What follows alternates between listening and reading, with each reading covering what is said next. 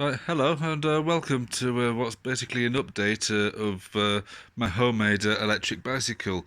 Basically, since the last video, I've been having like teething problems with electrics, and it turns out that the culprit, I thought it was what you call it, condensation from like when it rained, and that affected the inverter.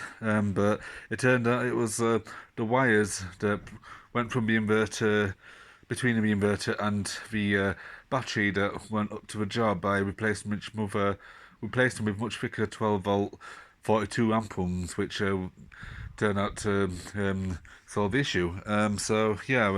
Just to recap, it's basically based on a bench grinder, which um, was ideal because it's 250 watts, which is the maximum allowed under British law before it has to be classed as a motorbike.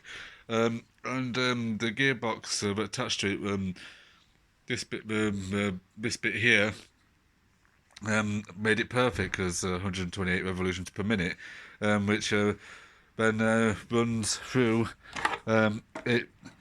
Instead of a grinding stone, I replaced it with a sprocket, and which runs it to the large sprocket on the what you call it, the drive, and you can see the wiry bits. That's the metal rod bits. That's basically off. A what you call it.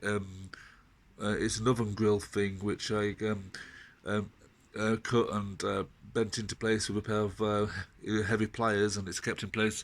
Everything's kept in place basically with what you call it, cable ties, and that seems to do the trick. The main issues that I had with getting it to work was the chain constantly coming off.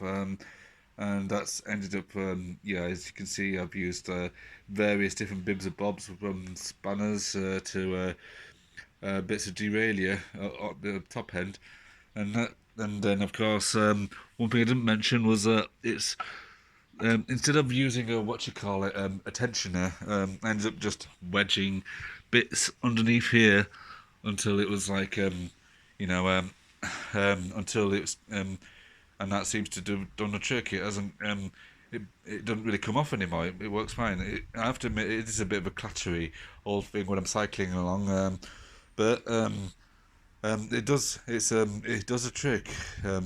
As long as it's not a too steep a hill, it still struggles a bit, unfortunately, but it's still better than nothing. It's now got to a point where it's actually worth having rather than nothing at all, especially over the 25 miles I cycle when I'm on a commute. It's about 11 to 12 miles each way, so 24 miles strictly speaking. And of course, if I'm just potting around my local village, um, I just take the battery and inverter out because this is where it normally go. But as you can see, it's just a plug at the bottom there, and I can just use it as a bicycle, and you can apart from the clattering, you can barely tell it's there. Of course, you can't go backwards anymore because of the way that this sprocket works. But otherwise, yeah, it's all pretty good. If I was to do it again, I would, if I'm honest, I probably wouldn't go do this. I can see why there aren't many more bench grinder based bicycles. Um, but um, yeah, I probably would see if one of those like kits from like East from Asia would work.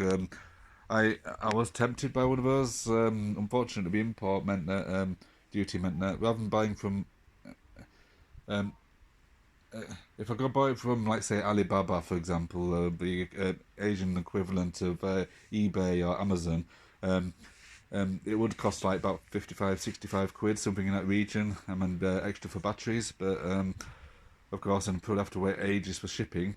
There was like one or two available on Amazon, but that was like almost double that because of import and what have you. Um, but yeah, I'm fairly happy with the setup. I've managed to get it to work. I'm just now in the process of waiting for either the bench grinder to give up um, or I'm hoping to are waiting for the cost of lithium-ion batteries to come down, because that, that that's really expensive. That will be at least 100 quid, 150 quid, not including everything else. So yeah, but that's an update, everybody.